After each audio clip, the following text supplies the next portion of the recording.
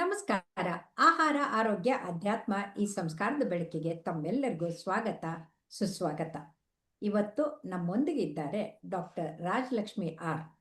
ಅವರು ಉಡುಪಿಯ ಘಟಕದ ಮಾಜಿ ಅಧ್ಯಕ್ಷರಾಗಿದ್ದಂಥ IMAಗೆ, ಆಮೇಲೆ ಅಲ್ಲಿ ಅತ್ಯಂತ ಸುಪ್ರಸಿದ್ಧವಾದಂಥ ಹೆರಿಗೆ ತಜ್ಞರು ಮತ್ತು ಸ್ತ್ರೀರೋಗ ತಜ್ಞರು. ಈಗ ಗೈನಕಾಲಜಿಕ್ ಆಬ್ಸ್ಟೆಟಿಕ್ಸ್ ಸೊಸೈಟಿ ಅದರದ್ದು ಪ್ರೆಸಿಡೆಂಟ್ ಆಗಿದ್ದಾರೆ. ಮೇಲಾಗಿ ವಾತ್ಸಲ್ಯದ ಒಸುಗೆ ಅಂತ ಪುಸ್ತಕ ಕೂಡ ಬರೆದಿದ್ದಾರೆ. ಅವರು ಲೇಖನಗಳಿಗೆ ಬರೆಯೋದ್ರ ಜೊತೆಗೆ ಶಾಲೆ ಕಾಲೇಜುಗಳಿಗೆ ಹೋಗಿ ಮಕ್ಕಳಲ್ಲಿ, ಹೆಣ್ಣು ಮಕ್ಕಳಲ್ಲಿ ಆರೋಗ್ಯದ ಬಗ್ಗೆ ಅವರು ತುಂಬ ಅರಿವನ್ನು ಮೂಡಿಸ್ತಾ ಇದ್ದಾರೆ. ಇವತ್ತು ಅವರು ನಮಗೆ ಈ ಸ್ತನ್ಯಪಾನ ಅಂತಂದರೆ ಮೊಲೆ ಹಾಲಿನ ಮಹತ್ವ, ಅದಲ್ಲದೆ ಬೇರೆ ಹಾಲುಗಳನ್ನ ಹೇಗೆ ಬಳಸ್ಬೋದಾ ಇಲ್ವಾ ಅಂತ ತಿಳಿಸ್ಕೊಡಕ್ ಬಂದಿದ್ದಾರೆ. ನಮಸ್ಕಾರ ರಾಜಲಕ್ಷ್ಮಿ ಅವರೇ. ನಮಸ್ತೆ ಮೇಡಮ್, ಧನ್ಯವಾದ. ಒಂದು ಕಾಲಕ್ಕೆ ತಾಯಿ ಆಗೋದು, ಮೊಲೆ ಹಾಲು ಕುಡಿಸೋದು, ಮಗುವನ್ನ ಬೆಳೆಸೋದು ಒಂದು ಅತ್ಯಂತ ಆನಂದಕರವಾದಂಥ ಸಂಗತಿಯಾಗಿತ್ತು. ಈಗ ಎಲ್ಲೋ ಒಂದು ಕಡೆಗೆ ತಾಯಂದರಿಗೆ ತುಂಬಾ ಸ್ಟ್ರೆಸ್ ಇರುತ್ತೆ. ಎಷ್ಟು ಸ್ಟ್ರೆಸ್ಸು, ಚಿಂತೆ ಮಾಡ್ಕೊಳ್ತಾರೆ ಅಂತಂದ್ರೆ ಹಾಲೇ ಬತ್ ಹೋಗ್ಬಿಡುತ್ತೆ. ಆಮೇಲೆ ಹಾಲು ಹೇಗೆ ಕುಡಿಸೋದಂತೂ ಗೊತ್ತಿಲ್ಲ. ಅಯ್ಯೋ ಹಾಲು ಬರ್ತಾ ಇಲ್ವಲ್ಲ ಅಂತ ಗಾಬರಿಯಿಂದ ಮತ್ತೂ ಇನ್ನೂ ಕಡಿಮೆ ಆಗೋಗ್ಬಿಡುತ್ತೆ.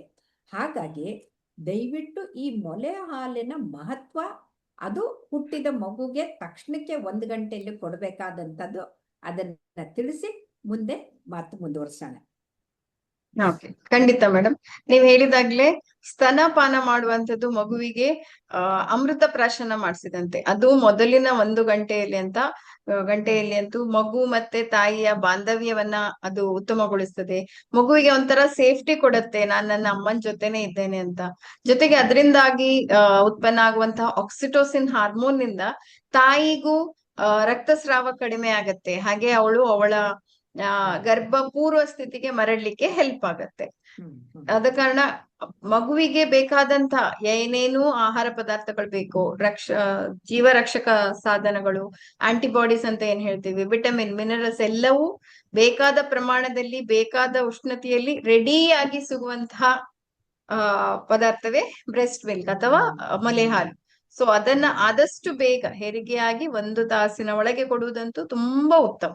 ಅದನ್ನೇ ನಾವು ಪ್ರಮೋಟ್ ಮಾಡ್ತಾ ಇದ್ದೀವಿ.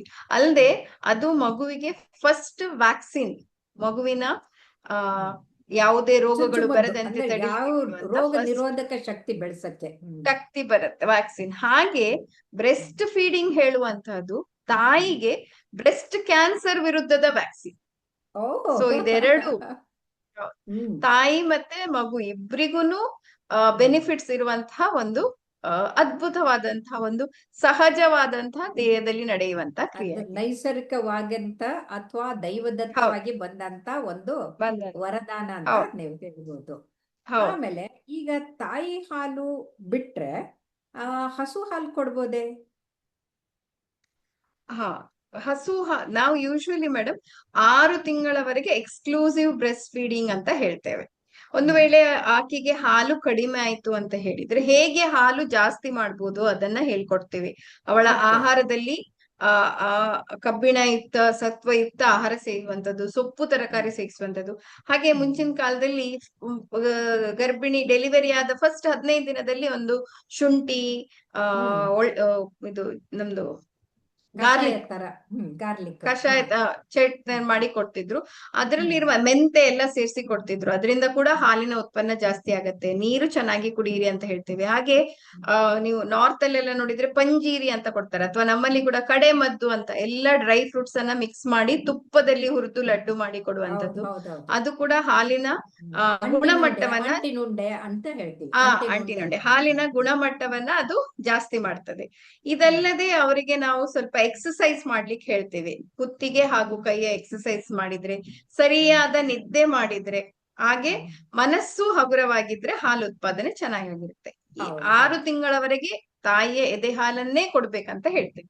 ನೀವು ಕೇಳಿದ್ರಿ ಹಸುವಿನ ಹಾಲು ಅಂತ. 6 ತಿಂಗಳ ನಂತರ ಅಗತ್ಯ ಬಿದ್ದಲ್ಲಿ ಕೊಡ್ಬೇಕಾಗತ್ತೆ, ಕೆಲವೊಮ್ಮೆ ಕೊಡ್ತಾರೆ ಹಸು ಅಥವಾ ಬೇರೆ ಪ್ರಾಣಿದ ಎಮ್ಮೆ ಹಾಲುಗಳನ್ನ ಕೊಡ್ತಾರೆ. ಆದ್ರೆ ಏನಾಗತ್ತೆ ಅಂದ್ರೆ ಅದರಲ್ಲಿ ಇದು ನಮ್ಮ ರೋಗ ನಿರೋಧಕ ಶಕ್ತಿ ಇರತ್ತೆ, ಆದ್ರೆ ಅದು ಹಾಲು ದಪ್ಪವಾಗಿರತ್ತೆ. ಸೊ ಅದರಲ್ಲಿ ಫ್ಯಾಟಿನ ಅಂಶ ಜಾಸ್ತಿ ಇರತ್ತೆ, ಜಿಡ್ಡು ಜಾಸ್ತಿ ಇರತ್ತೆ. ಸೊ ಅದನ್ನ ಡೈಲ್ಯೂಟ್ ಮಾಡಿ ಕೊಡ್ಬೇಕಾಗತ್ತೆ. ಫಸ್ಟ್ 6 ತಿಂಗಳಲ್ಲಂತೂ ನಾವು ಅಡ್ವೈಸ್ ಮಾಡೋದೇ ಇಲ್ಲ ಮೇಡಮ್. ಇನ್ನು ಅದು ಆಗ್ಲಿಲ್ಲ ಅಂದ್ರೆ ನಾವು ಈ ಫಾರ್ಮುಲಾ ಮಿಲ್ಕ್ ಅಂತ ಹೇಳ್ತೇವೆ.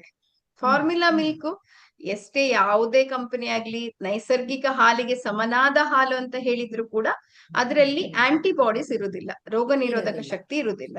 ಸೊ ಅದ ಕಾರಣ ಈ ಹಾಲು ಕುಡ್ದ ಮಗುವಿಗೆ ಪದೇ ಪದೇ ಇನ್ಫೆಕ್ಷನ್ ಆಗುವಂತದ್ದು, ಡಯರಿಯಾ ಆಗುವಂತದ್ದು ಇರತ್ತೆ, ಹಲ್ಲಿನ ತೊಂದರೆ ಬರುವಂತದ್ದು ಇರತ್ತೆ, ಹಾಗೆ ಅಲರ್ಜಿ ಸಮಸ್ಯೆಗಳು ಬರುವಂತದ್ದು ಕೂಡ ಇರತ್ತೆ. ಜೊತೆಗೆ ಕುಡಿಸ್ಲಿಕ್ಕೆ ಸುಲಭ ಮೇಡಮ್. ಅದು ಪೌಡರ್ ತಗೊಂಡ್ರಾಯ್ತು, ಬಿಸಿ ನೀರ್ ಮಿಕ್ಸ್ ಮಾಡಿದ್ರಾಯ್ತು, ಮಗುನು ಚೆನ್ನಾಗಿ ಕುಡಿಯತ್ತೆ, ಮಗು ಖುಷಿ ಕೊಡತ್ತೆ ಅಂತ ಅನ್ಕೊಳ್ತೀವಿ. ಆದ್ರೆ ಅದರಲ್ಲಿರುವ ಶುಗರ್ ಅಥವಾ ಸಕ್ಕರೆ ಅಂಶದಿಂದ ಮಗು ಅದನ್ನ ತಗೊಳತ್ತೆ, ಮಗು ಚೆನ್ನಾಗಿ ಬೆಳೆಯತ್ತೆ. ಆದ್ರೆ ಅದು ಹೆಲ್ದಿ ವೇಟ್ ಗೇನ್ ಅಲ್ಲ. ಹೆಲ್ದಿ ವೇಟ್ ಗೇನ್ ಆಗ್ಬೇಕು ಅಂದ್ರೆ ಇದನ್ನ ಅವಾಯ್ಡ್ ಮಾಡ್ಬೇಕು. ಸೊ ಆದಷ್ಟು ಡಾಕ್ಟರ್ಸ್ ಹೇಳಿಲ್ಲ ಅಂದ್ರೆ ಫಾರ್ಮುಲಾ ಫೀಡ್ ಕೂಡ ಒಳ್ಳೇದಲ್ಲ ಮೇಡಮ್. ಈಗ ಫಾರ್ಮುಲಾನಲ್ಲಿ ಎಷ್ಟೋ ಸಲ ಹುಳ ಬಂದಿದ್ದನ್ನು ಕೂಡ ರಿಪೋರ್ಟ್ ಆಗಿದೆ ಅಲ್ವಾ? ಇರತ್ತೆ ಮೇಡಮ್. ಅದಂದ್ರೆ ಅದ್ರ ಸ್ಟೋರೇಜ್ ಮೇಲೆ ಇರತ್ತಲ್ಲ, ಹ್ಯೂಮಿಡಿಟಿ ಇದ್ದಲ್ಲೆಲ್ಲ ಸ್ಟೋರೇಜ್ ಮಾಡಿದ್ರೆ ಅದು ಹಾಗಾಗಿರೋದು ಸಾಧ್ಯತೆ ಇರತ್ತೆ. ಮತ್ತೆ ಶುಗರ್ ಇರುವಲ್ಲಿ ಬೇರೆ ಗ್ರೋತ್ ಆಗೇ ಆಗತ್ತಲ್ಲ ಮೇಡಮ್, ಅದ್ರ ಶೆಲ್ಫ್ ಲೈಫ್ ಮುಗಿದ್ರೆ ಬೇರೆ ಆಗೇ ಆಗುತ್ತೆ. ಅದೇ ಅದೇ. ಮತ್ತೆ ಬ್ರೆಸ್ಟ್ ಹಾಲ್ ಕುಡ್ದಷ್ಟು ಇತ್ತೀಚಿನ ಸಂಶೋಧನೆಗಳು ಹೇಳ್ತದೆ, ಈವನ್ ಶಂಕರಾಚಾರ್ಯರು ಅವರ ಇದ್ರಲ್ಲಿ ಸೌಂದರ್ಯ ಲಹರಿಯಲ್ಲಿ ಕೂಡ ಬರ್ದಿದ್ರಂತೆ, ಮಗುವಿನ ಬುದ್ಧಿಮತ್ತೆ ಜಾಸ್ತಿ ಆಗತ್ತೆ, IQ ಜಾಸ್ತಿ ಆಗತ್ತೆ ಹಾಲು ಕೊಟ್ಟಷ್ಟು ಅಂತ ಹೇಳಿ. ಸೊ ಆದಷ್ಟು ಮಟ್ಟಿಗೆ ತಾಯಿ ಹಾಲನ್ನೇ ಕೊಡುವುದು ಉತ್ತಮ ಅಂತ ನನ್ಗನ್ಸತ್ತೆ. ಬೇರೆ ಏನು ತಾಯಿ ಹಾಲಂದ್ರೆ ಅವಳು ಮಗುಗೆ ಏನ್ ಬೇಕೋ ಅದೇ ಉತ್ಪತ್ತಿ ಮಾಡುತ್ತೆ. ಆ ಮಗು ಸಕಲ್ ಮಾಡಿರೋದ್ರಿಂದ ಅದ್ರದ್ದು ಸಲೈವದಿಂದ ಸ್ಟಿಮ್ಯುಲೇಷನ್ ಹೋಗ್ಬಿಟ್ಟು ಅದಕ್ಕೆ ಏನ್ ಬೇಕೋ ಅದು ಬರುತ್ತೆ. ಅಂದ್ರೆ Taylor made for that baby ತರ. ಆದ್ರೆ ಬೇರೆ ತರದ ಹಾಗಿರೋದಿಲ್ಲ. ಅದು ಹಾಲಿರುತ್ತೆ, ನೀವು ಪೌಡರ್ ಮಿಕ್ಸ್ ಮಾಡಿ ಕೊಡ್ತೀರಿ, ಅದು ಯಾರಾದ್ರೂ ಇದ್ ಮಾಡ್ತೀರಾ ಅಷ್ಟೇ. ಆಮೇಲೆ ಇತ್ತೀಚೆಗೆ ದಿನದಲ್ಲಿ ಈ ಬ್ರೆಸ್ಟ್ ಮಿಲ್ಕ್ ಬ್ಯಾಂಕ್ ಅಂತ ಶುರು ಮಾಡ್ತಾ ಇದಾರಲ್ಲ, ನಮ್ಮ ಕರ್ನಾಟಕದಲ್ಲಿ ಸುಮಾರು ಕಡೆಗಿದೆ. ಎಲ್ಲೆಲ್ಲಿದೆ, ಏನದು ಬ್ಯಾಂಕು, ಅದರ ಹೇಗೆ ಮೇಂಟೈನ್ ಮಾಡ್ತಾರೆ, ಏನು ಅಂತ ತಿಳಿಸಿ. ಹೌದು, ಬ್ರೆಸ್ಟ್ ಮಿಲ್ಕ್ ಬ್ಯಾಂಕ್ ಅಂದ್ರೆ ಕೆಲವರಿಗೆ ಹಾಲು ಉತ್ಪಾದನೆ ಚೆನ್ನಾಗಿರುವುದಿಲ್ಲ, ಕೆಲವೊಮ್ಮೆ ಸಣ್ಣ ಅವಧಿ ಪೂರ್ವ ಮಗು ಜನಿಸಿರತ್ತೆ, ಅಂತವರಿಗೆಲ್ಲ ಕೊಡ್ಲಿಕ್ಕೆ ಈ ಬ್ರೆಸ್ಟ್ ಮಿಲ್ಕ್ ಅನ್ನ ನಾವು ಶೇಖರಣೆ ಮಾಡಿ ಇಡ್ಲಿಕ್ಕಾಗತ್ತೆ. ಈಗ ಮಾಮೂಲಾಗಿ ನಾವು ಮುಂಚೆ ಕೆಲ್ಸಕ್ಕೆ ಹೋಗೋರಿಗೆಲ್ಲ ಹೇಳ್ಕೊಡ್ತಿದ್ವಿ, ಹಾಲನ್ನ ತೆಗೆದು ಫ್ರಿಡ್ಜ್ ಅಲ್ಲಿ ಇಟ್ಕೊಂಡು ಹೋಗಿ 24 hours ಒಳಗೆ ಅದನ್ನ ಪುನಃ ಕೊಡಿ, ಎಷ್ಟು ಬೇಕೋ ಅಷ್ಟನ್ನೇ ತೆಗೆದು ರೂಮ್ ಟೆಂಪರೇಚರ್ಗೆ ತಂದು ಮಗುವಿಗೆ ಸ್ಪೂನ್ ಮೂಲಕ ಫೀಡ್ ಮಾಡಿ ಅಂತ ಹೇಳಿ.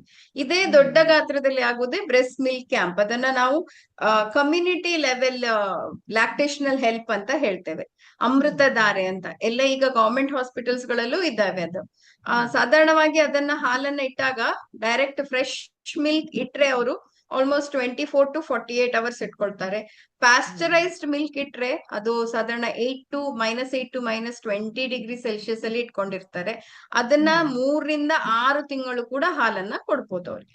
ಇದರಿಂದ ಯಾರಿಗೆ ಬೆನಿಫಿಟ್ ಆಗ್ತದೆ ಅಂತ ಹೇಳಿದ್ರೆ, ಪ್ರಿಮೆಚೂರ್ ಮಗು ಹುಟ್ಟಿರ್ತದೆ, ಆ ಅಮ್ಮ ಪ್ರಿಮೆಚೂರ್ ಮಗು ಹುಟ್ಟುವಾಗ ತಾಯಿಗೂ ಹಲವಾರು ಸಮಸ್ಯೆಗಳಿರ್ಬೋದು, BP ಆಗಿರ್ಬೋದು, ಡಯಾಬಿಟಿಸ್ ಆಗಿರ್ಬೋದು, ಅಥವಾ ಅವರಲ್ಲಿ ಹಾಲಿನ ಉತ್ಪಾದನೆ ಕಡಿಮೆ ಇರ್ಬೋದು. ಸೊ ಈ ಹಾಲನ್ನ ಮಗುವಿಗೆ ಕೊಟ್ರೆ ಮಗುವಲ್ಲಿ ನೆಕ್ರೋಟೈಸಿಂಗ್ ಎಂಟ್ರಕೊಲೈಟಿಸ್ ಅಂತ ಹೇಳ್ತೇವೆ, ಅದಾಗುದು ಕಡಿಮೆ ಆಗತ್ತೆ. ಹೌದು, ಹಾಗೆ ಮಗುವಿನಲ್ಲಿ ವೆಯ್ಟ್ ಗೇನ್ ಕೂಡ ಚೆನ್ನಾಗಂತಂದ್ರೆ ಕರಳೆ ಹೌದು, ಕರುಳು ಇನ್ಫೆಕ್ಷನ್ ಆಗೋದು ಕಡಿಮೆ ಆಗತ್ತೆ. ಹಾಗೆ ಅದಕ್ಕೆ ವೆಯ್ಟ್ ಗೇನ್ ಕೂಡ ಚೆನ್ನಾಗತ್ತೆ ಮಗುವಿಗೆ. ಸೊ ಅದರಿಂದ ಈ ತರ ಮಿಲ್ಕ್ ಕೊಡೋದು ಒಳ್ಳೇದು. ಯಾರ್ಯಾರಿಗೆ ಕೊಡ್ತೀವಿ ನಾವ್ ಅಂತ ಹೇಳಿದ್ರೆ, ಪ್ರೀಟರ್ಮ್ ಹುಟ್ಟಿದ ಮಕ್ಕಳಿಗೆ, ಹಾಗೆ ಗ್ರೋತ್ ರಿಸ್ಟ್ರಿಕ್ಟೆಡ್ ಮಗುವಿಗೆ, ಕೆಲವೊಮ್ಮೆ ಸಿಕ್ ನಿಯೋನೇಟ್ಸ್ ಇರ್ತವೆ NICU ಅಲ್ಲಿ ಇರುವಂತವ್ರಿಗೆ, ಅಥವಾ ಬೇಬಿಯ ಅಮ್ಮಂದ್ರು ಸಿಕ್ ಆಗಿರ್ತಾರೆ, ಅವರು ಸೀರಿಯಸ್ ಆಗಿರ್ತಾರೆ, ಹಾಲು ಕೊಡ್ಲಿಕ್ಕೆ ಆಗುದಿಲ್ಲ, ಅಂತಹ ಮಗುಗಳಿಗೆ ಕೂಡ ಇದನ್ನ ಕೊಡ್ತೇವೆ. ಸೊ ಇದು ಯಾರಲ್ಲಿ ಹೆಚ್ಚು ಉತ್ಪಾದನೆ ಆಗಿರ್ತದೆ ಅವರು ಮ್ಯಾನ್ಯುವಲ್ ಎಕ್ಸ್ಪ್ರೆಸ್ ಮಾಡಿ ಕೊಡ್ಬೋದು, ಅಥವಾ ಬ್ರೆಸ್ಟ್ ಪಂಪ್ಗಳು ಬರುತ್ತವೆ. ಈಗ ಬ್ರೆಸ್ಟ್ ಪಂಪ್ಗಳ ಮೂಲಕ ಎಕ್ಸ್ಪ್ರೆಸ್ ಮಾಡಿ ಕೊಡುವಂತದ್ದು. ಅದನ್ನ ಅಲ್ಲಿ ಗಾಜಿನ ಕಂಟೈನರ್ ಅಲ್ಲಿ ಇಡ್ತಾರೆ, ಇಲ್ಲದಿದ್ರೆ ಫುಡ್ ಗ್ರೇಡ್ ಪ್ಲಾಸ್ಟಿಕ್ ಅಂತ ಬರುತ್ತೆ, ಅದರಲ್ಲಿ ಸ್ಟೋರ್ ಮಾಡಿ ಇಡ್ತಾರೆ. ಅದು ಇಟ್ಟ ಮೇಲೆ ನಾನು ಅವಾಗ್ಲೇ ಹೇಳಿದಾಗೆ ನಾರ್ಮಲ್ ರೂಮ್ ಟೆಂಪರೇಚರ್ ಅಲ್ಲಿ ನಾವು 4 ಗಂಟೆವರೆಗೆ ಇಡ್ಬೋದು. ನಮ್ಮ ಫ್ರಿಡ್ಜ್ ಗಳಲ್ಲಿ 24 ಅವರ್ಸ್ ಇಡ್ಬೋದು. ಫ್ರೀಸರ್ ಅಲ್ಲಿ ಇಟ್ರೆ ಆಲ್ಮೋಸ್ಟ್ 48 ಅವರ್ಸ್ ನಾವು ಇಡ್ಬೋದು. ಬಟ್ ಬ್ರೆಸ್ಟ್ ಮಿಲ್ಕ್ ಬ್ಯಾಂಕ್ ಅಂತ ಏನಿರತ್ತೆ ಅಲ್ಲಿ -8 to -20 ಡಿಗ್ರಿ ಸೆಲ್ಸಿಯಸ್ ಅಲ್ಲಿ ಅವ್ರು ಇಡುವ ಕಾರಣ ಆಲ್ಮೋಸ್ಟ್ 6 ತಿಂಗಳವರೆಗೆ ಇಡ್ತಾರೆ. ಬಟ್ ಅಲ್ಲ, ಕೊಡುವ 6 ಮುಂಚೆ ತಿಂಗಳವರೆಗೂ ಇದ್ರೆ ಅದು ಬಾಸಿ ಆಗ್ಬಿಟ್ಟು ಅದು ಹಾಳಾಗೋದಿಲ್ವೇ? ಅಷ್ಟ್ ದಿನ ಇಟ್ರೆ ಅದು ಇಲ್ಲ ಮೇಡಮ್, ಹಾಳಾಗಿದನೋ ಇಲ್ವೋ ಅಂತ ಹೇಗ್ ಗೊತ್ತಾಗತ್ ನಮ್ಗೆ? ಯಾವಾಗ ಇಲ್ಲ ಇಟ್ಟಿದ್ದು, ಮೇಡಮ್, ಅದ್ರಲ್ಲಿ ಯಾವಾಗ ಕಲೆಕ್ಟ್ ಮಾಡಿದ್ದು ಅಂತ ಬರ್ದಿರ್ತಾರೆ, ಸರಿ. ಆದ್ರೆ ಈಗ ಅದ್ರಲ್ಲೆಲ್ಲ ನಾವು ಬರ್ದಿರತ್ತೆ. ಹ್ಮ್ ಹೌದು. ಈಗ ನಾವು ಹೇಗೆ ಬ್ಲಡ್ ಬ್ಯಾಂಕ್ ಅಲ್ಲಿ ಬ್ಲಡ್ ಇಟ್ಟಿರ್ತೀವೋ ಮೇಡಮ್, ಅದ್ರಲ್ಲಿ ನಾವು ಬರ್ದಿಟ್ಟಿರ್ತೀವಲ್ವಾ ಯಾವಾಗ ಕಲೆಕ್ಟ್ ಮಾಡಿದ್ದು, when to use it, before when we have to use ಅಂತ. ಸೇಮ್ ಟೈಮ್ ಬ್ರೆಸ್ಟ್ ಇದ್ರಲ್ಲೂ ಕೂಡ ಇರತ್ತೆ. ಅದನ್ನು ಹೊರಗೆ ತೆಗೆದ ಮೇಲೆ ಥಾ ಮಾಡಿ ಕೊಡ್ಬೇಕಾಗತ್ತೆ. ಮತ್ತೆ ಕೆಲವೊಮ್ಮೆ ಅದನ್ನ ತೆಗ್ದಿಡುವಾಗ, ಶೇಖರಿಸುವಾಗ್ಲೂ ಹಲವಾರು ಮಾಡೋದ್ ರೀತಿ ಹೇಗೆ? ತಾಯಿ ಹಾಲನ್ನ ಬೆಚ್ಚಗ್ ಮಾಡೋದ್ ಹೇಗೆ ಅಂತ? ಬೆಚ್ಚಗೆ ಮಾಡ್ಬೇಕಂತ ಇಲ್ಲ ಮೇಡಮ್, ರೂಮ್ ಟೆಂಪರೇಚರ್ಗೆ ಥಾ ಮಾಡ್ಲಿಕ್ಕೆ ಇಟ್ರೆ ಸಾಕಾಗತ್ತೆ. ಅದನ್ನ ಹೀಟ್ ಮಾಡ್ಬೇಕಂತನೂ ಇರುದಿಲ್ಲ. Half an hour to 1 hour ಇಟ್ರೆ ಅದು ರೂಮ್ ಟೆಂಪರೇಚರ್ ಬರುತ್ತೆ. ಕೆಲವೊಮ್ಮೆ ಏನ್ ಮಾಡ್ತಾರೆ ಅಂದ್ರೆ ಕೆಲವು ಕಡೆಗಳಲ್ಲಿ ಬ್ರೆಸ್ಟ್ ಮಿಲ್ಕ್ ಅನ್ನ ಒಳಗೆ ಇಡುವ ಮುಂಚೆನೆ ಒಂದ್ ಸ್ವಲ್ಪ ಹೀಟ್ ಮಾಡಿಯೇ ಇಟ್ಟಿರ್ತಾರೆ. ಮತ್ತೆ ಪಾಸ್ಚರೈಸ್ ಆಗಿದ್ರೆ ಅದು ತೊಂದ್ರೆ ಇರುದಿಲ್ಲ ಮೇಡಮ್, ಥಾ ಮಾಡಿ ಸೀದಾ ಕೊಡ್ಲಿಕ್ಕಾಗತ್ತೆ. ಮತ್ತೆ ನೀವ್ ಹೇಳಿದ್ರಿ ಅದು ಹಾಳಾಗುದಿಲ್ವಾ ಅಂತ. ಯೂಶುವಲಿ ಟೆಂಪರೇಚರ್ ಲೋ ಇದ್ದಾಗ ಯಾವುದೇ ಮೈಕ್ರೋ ಆರ್ಗ್ಯಾನಿಸಮ್ ಎಲ್ಲ ಅಷ್ಟು ಡೆವಲಪ್ ಆಗುದಿಲ್ಲ madam. So I don't think it will get spoiled. ಹಾಲು ಹಾಳಾಗುದಿಲ್ಲ. ಓಕೆ, ತುಂಬಾ ತುಂಬಾ ಧನ್ಯವಾದಗಳು ಡಾಕ್ಟರ್ ರಾಜಲಕ್ಷ್ಮಿ ಅವರೇ. ಎಷ್ಟು ಚೆನ್ನಾಗಿ ಈ ಮೊಲೆ ಹಾಲದ ಮಹತ್ವವನ್ನ ತಿಳಿಸ್ಕೊಟ್ರಿ. ಧನ್ಯವಾದಗಳು. Thank you so much. Thank you for the opportunity.